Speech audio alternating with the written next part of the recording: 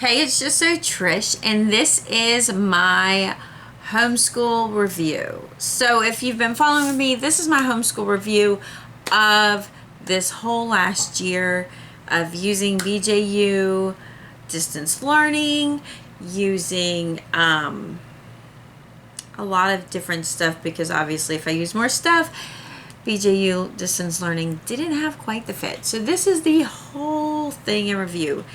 Get your coffee, let's sit down, tell me about your year. If any of these things that come up that are similar to you, just start typing. You can just leave me 400 comments through this. That would be awesome. Perfectly fine. I will kind of know where you were at in the video when you do that. If you don't know me, I am Trish. I am a homeschool mom with 6 kids. And this last year was 7th grade and 6th grade, and then also 4th, 2nd grade in a pre-care. And it was yet again another unexpected, up and down, crazy year. And this is our second one in a row to have a crazy year. So last year we had the problem where we actually had our house flooded, and then we were living in this is my schoolhouse. It's a construction trailer. We actually had to stay in here for a month. Or no, we were in here 2 months before we could move into another house and stay there temporarily before we moved again. So it's been kind of like this transitioning over the last 2 years. And so I thought I came up with a solution that would help us move on, even though the rest of our life is still in survival mode. It didn't really work out that way. I wish it would have been that way, but it did not work out that way at all. And so we finished another year of survival mode. So with that said, for those that have been with me, thank you for sticking around for that little story. Okay, so going into our 2017-2018 school year, I took a lot of time considering, and I really just was living on the aspect that I need help. I was burnt out before I even started. I wasn't in the mood. I actually contemplated of going to work, stop homeschooling, and my kids were going to go into a private ACE school. And I was really excited about that. But then I just had some scares with my mom. We've dealt with breast cancer with her before, and so I just wanted to make sure that if anything happened, I needed to be available, and I just realized that probably would not be a good fit. And so I started looking at my other options, and what I decided on I thought would be a good option was if I did distance learning, BJU distance learning. So if you want to see any of those things, I'll put a series of cards here. So here is, I think it's here. Anyways, up there is a card for my decision to do that and what my intentions were. And so we started off. Let me just tell you, I probably should have started off slow. I probably should have just purchased for one kid, got that curriculum, reviewed it, and then moved on. But I was kind of trying to be in a hurry. Do not purchase one of those big purchases in a hurry. Take a long time to make that decision. You'll be thankful for it later. But I bought it, and then I literally got it and I left, and then I got home and I was gone for 2 weeks. So I had 2 weeks to review it. Well, on the 3rd week of reviewing it, I kind of realized it wasn't a good fit, and it was too late to get like my refund back. So I figured, you know what, we'll just keep going. So at first it kicked off really good, and what the really amazing part about doing the BJU, it's very structured. They have everything you need to a fault. It was so much stuff. In trying to fit, I had 2 kids that started doing really well, and I had 2 that started floundering really bad. And the 2 that floundered made me realize, oh, I think we have an ADHD issue here. It was all the organization ended up, and all of the structure ended up destroying them. And I began reading about ADHD very quickly, and I was in shock. By the middle of August, I realized probably the hardest reasons why I have a hard time fitting things in and making things work, and why things are often a struggle for me, has been my ADHD, that I did not realize I had ADHD. And it took reading to find out about how to help my daughter, realizing I was reading an entire story of my life. So that was kind of a really big shocker. So then I started trying to figure out, well, how do we make this work? So I took 2 of my kids and I just kind of pulled them back. And I was like, well, I still had the learning to read for Christian Light to finish up. And I just was like, let's just backtrack to what we were doing at the end of the year.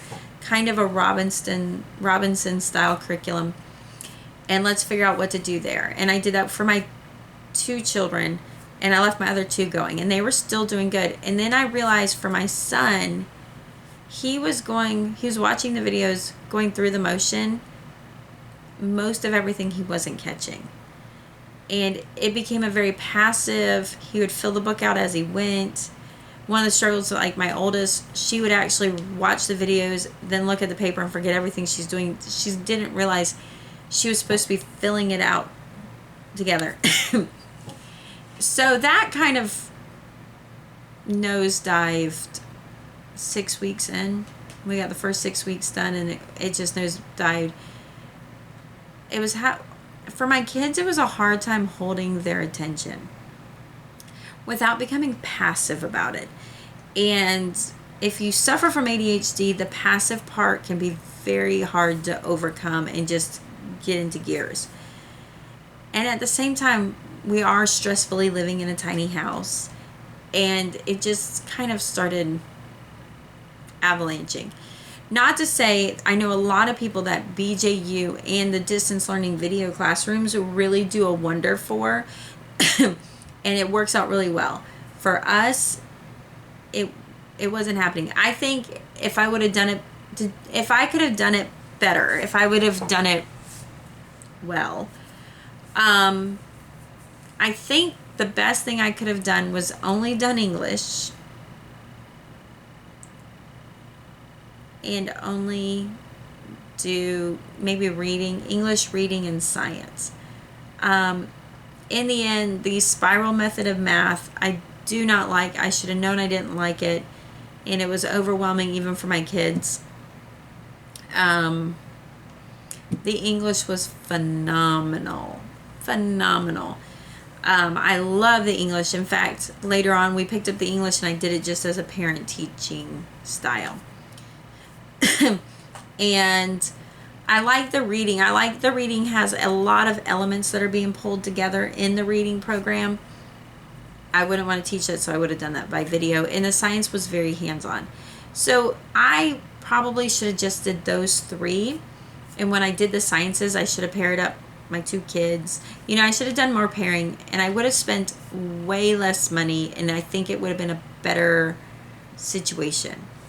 But I didn't know that, and I didn't do it that way. I just bought everything.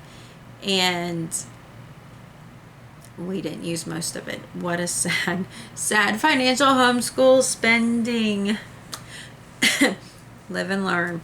So after about the 6-week mark, by that point, I was already working with my oldest, trying to bring back easy peasy. And actually, that's when we created the video about, I made the video, the fact that I used Google Classroom because that was now open and free. I used Google Classroom, and I would import the work for the week into Google Classroom. And that was really good one. Another way to do it is Google Drive. That would be a good video. You could just copy in the parts. But what we ran into is having my kids navigate the Easy Peasy website is so overwhelming. So hats off to all you mamas who have kids that can handle that website. My kids couldn't find the trees from the forest every time they get there. And it's just something we suffer from. I deal with that a lot too. But anyways, up there's the video on doing the Google Classroom and the conversation about that. So we did that for a while, and I'll tell you what, in January, we only carried that for about a month. Yeah, about a month, I think. And I had to sit and ask my kids, I'm like, what did we do this year? I'm like, I cannot remember. So we worked on that for a while, and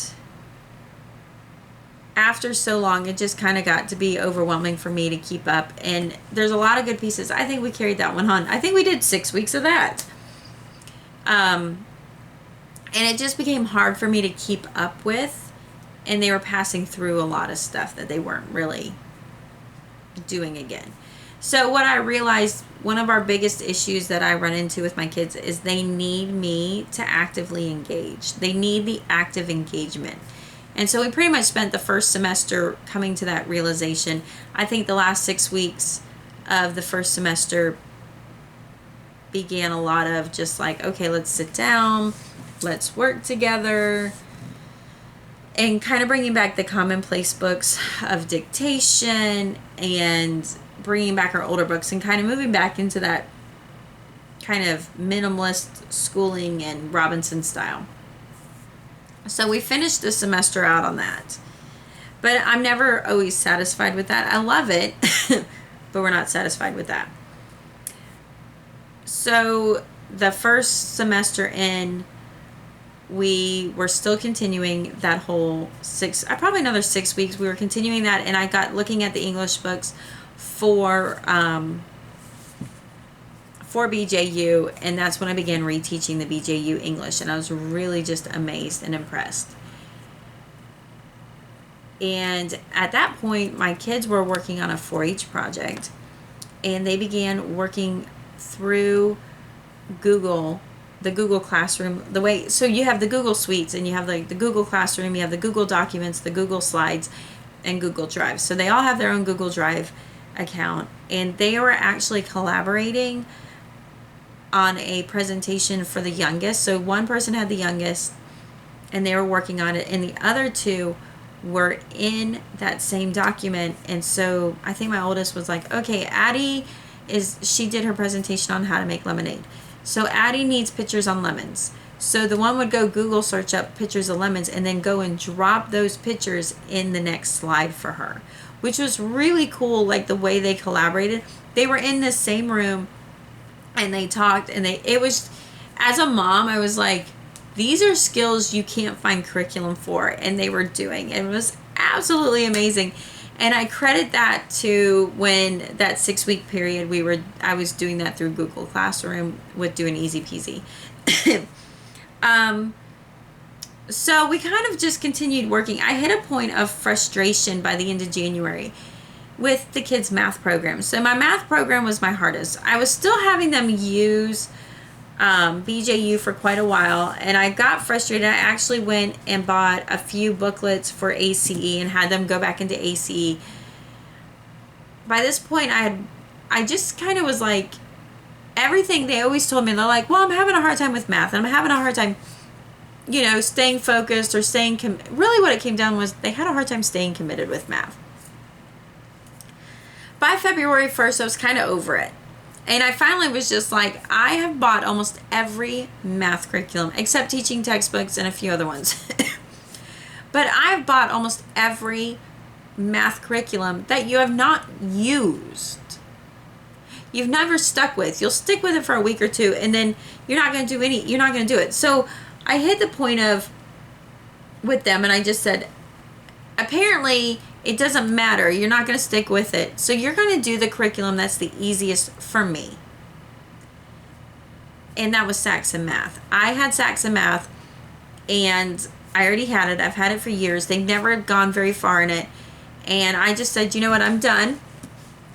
I want you to wake up, and every morning you have to do a lesson. And so I stuck them into Saxon, and they're actually now almost halfway through the book. And they're getting really excited about finishing the book. We have not finished a math curriculum, really, at all. So we worked on that. The youngest one, Addie, 2nd grade, she was working through the BJU, but it really got really confusing very quickly. It advanced really quick. And honestly, it felt more like 3rd grade than 2nd grade. And one of the big parts I found was that she had not really had the time to retain her math skills, her basic math skills. So I went ahead and this one's Unit 3. But I purchased the rod and staff for her. At that point, I went ahead and I purchased rod and staff for her at the end. And I just started her at lesson 1 of the 2nd grade curriculum. And it really goes into just that basic number part. I think I have a video for that we did that. It's going to be, you know, one of these 2 spots. It might have been on a Mama Chat. I don't think it was a Mama Chat. But, so I just had her go apart. And I'm just like, I don't care about finishing the book. You know, like, I don't care that we have to get through the end of 2nd grade by the end of the 2nd grade. I don't care about that. I just need you to really know your basic math facts. We've done so well by me forcing them and not giving them any other options, that all the other options are off the table, that I now realize we're sticking through Saxon the rest of the time. Even my daughter's hit the point that she actually is comfortable, like, oh no, I enjoy the way it's spelled out directly. There's other, you know, there's a few times I have to help them, but for the most part, they've taught themselves their Saxon math books, and I've checked it, and they're doing great. So we brought back in a few things, but in the end, we ended up going right back into a Robinson style. We were actually finishing our year out. We worked on some spelling. We worked on some spelling work to get through it, and then we worked on reading, copy work mostly. My daughter, my oldest 13-year-old, is the only one who gets discontent with copy work, and so I have her write me things. But they just do their math, reading, and copy work in our 4-H. And honestly, our 4-H still fills in a lot of our stuff. Between the record books we have to write, they write, the public speaking that they've done. I mean, it really comes in. We wrote so many letters this year. This year we wrote a lot of letters to the Capitol for funding for 4-H. 4-H has really given us a lot of bulk to our homeschool. That's worked out really good. So, with that said, BJU's not a fit for us. And really that lesson by lesson, fill the next page out, I've got to be very careful making that very limited. So during which, this is my big announcement, but I'll do a separate video on it later. During which, in January, I got a phone call from a friend of mine that I've been a friend for a while, and she was a classical conversations director.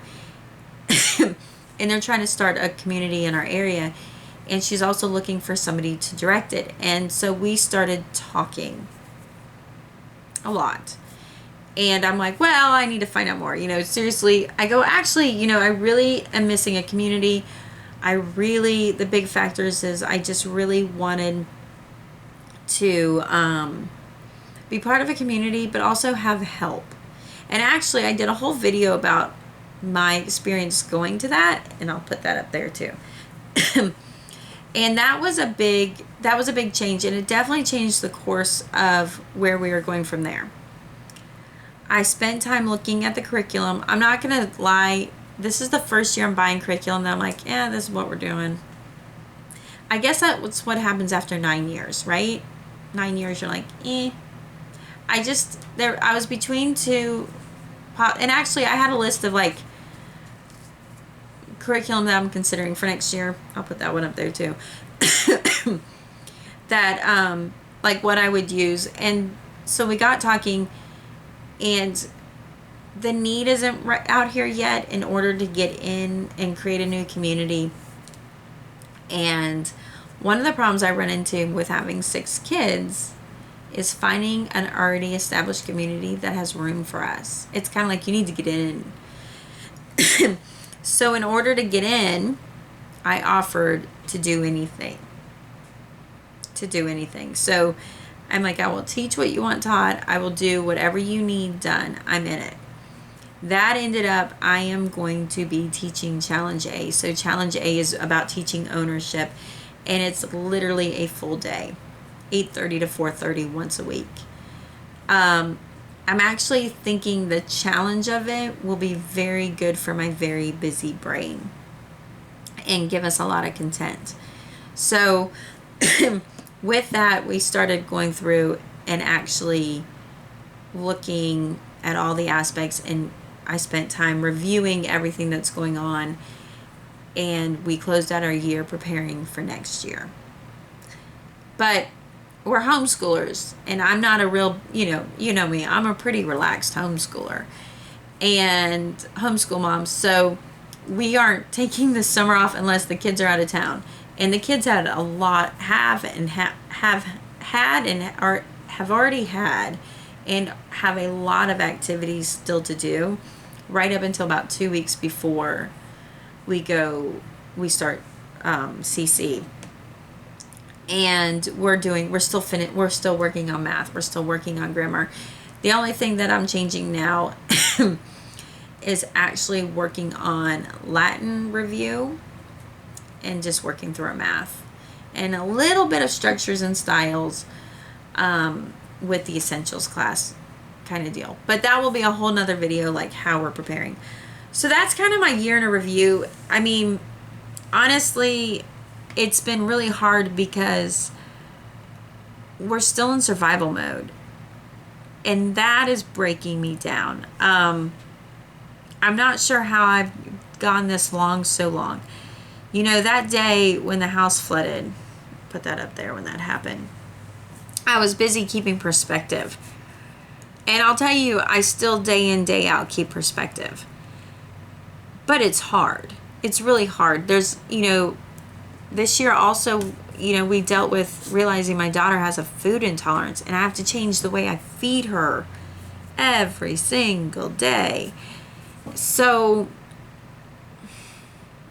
it's been a rough year. It's been another rough year.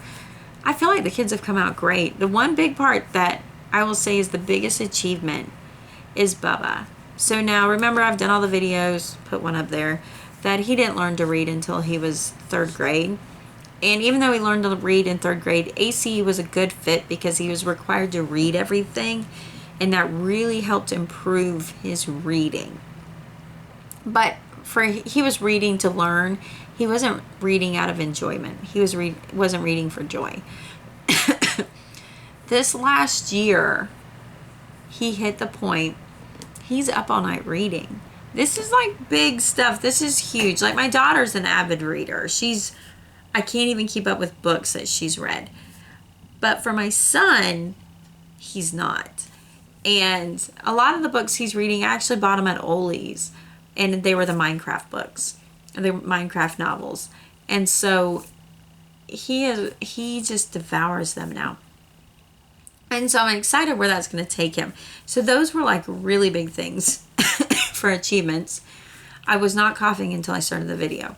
I'm allergic to you. No, I'm just kidding. But another part is Addie. Addie at 2nd grade, we ended up not finishing the last book of Christian Light Education because she got her reading down. And so her reading is good to go, and she's reading phenomenally. And so what an achievement on that. So one of my daughters is finding joy in math, which is remarkable. But my kids are looking forward to next year. Katie, middle school, well, she'll be an 8th grader next year. I can't believe she'll be an 8th grader. I'm getting a little bit nervous. It's all fixing to be over with her. I only have 5 more years. I'm not ready for that. But, she's super excited about getting the whole challenge part. Bubba's he's there. He's willing. I think the kids are going to do well. I'm really excited. I always thought CC was going to be super structured, super hard to keep up with. And as I did and started interviewing and looking at everything, now everybody does it differently, but as a relaxed mom, I can go about it very relaxed. And that makes me really happy. So anyways, that was our year in review. Any of y'all had some of those kind of same things going on? It's still a good year. It was a good year. We finished well, spent more money than I needed to. I don't know. Anyway, I will talk to you later. See you then.